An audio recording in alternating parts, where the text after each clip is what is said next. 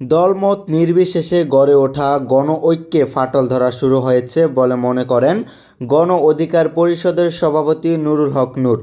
এ পরিস্থিতিতে সবাইকে ঐক্যবদ্ধ থাকার আহ্বান জানিয়েছেন তিনি। শুক্রবার 15 নভেম্বর সন্ধ্যায় রাজধানীর লালবাগে এক আলোচনা সভায় এসব কথা বলেন নূর। গণ অধিকার পরিষদের সভাপতি বলেন, একদিকে আওয়ামী লীগের চোরাগোষ্ঠীরা মিছিল করছে, অন্যদিকে দলমত নির্বিশেষে যে গণ ঐক্য গড়ে উঠেছিল তা ফাটল ধরা শুরু হয়েছে। এ অবস্থায় আমাদের ঐক্যবদ্ধ থাকতে হবে।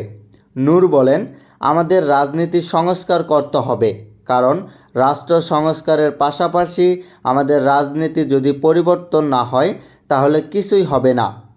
নুরুল ইসলাম নূর বলেন, জনগণকে বাইরে রেখে আওয়ামী লীগ গত 3টি নির্বাচন করছে।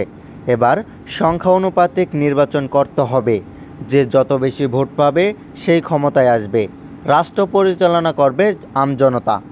আমরা এই সরকারের মন্ত্রিসভার অংশীদার নই। এই সরকার আমাদের রক্তের ত্যাগে গঠন হয়েছে। তারা যদি আমাদের কথা না শোনে আমরা তাদের সমালোচনা করবই।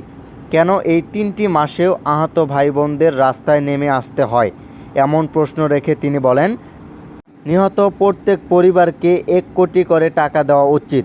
যারা শহীদ হয়েছে তারা এই প্রজন্মের মুক্তিযোদ্ধা, অথচ এই শহীদ পরিবারকে সবাই ব্যবহার করছে। বড় নেতা মারা যায়নি, মারা গেছে নিম্নবিত্ত পরিবারের মানুষ।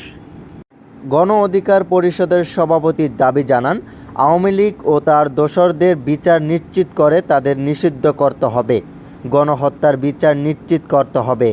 সংসদের মেয়াদ 5 বছর থেকে কমিয়ে 4 বছর করতে হবে।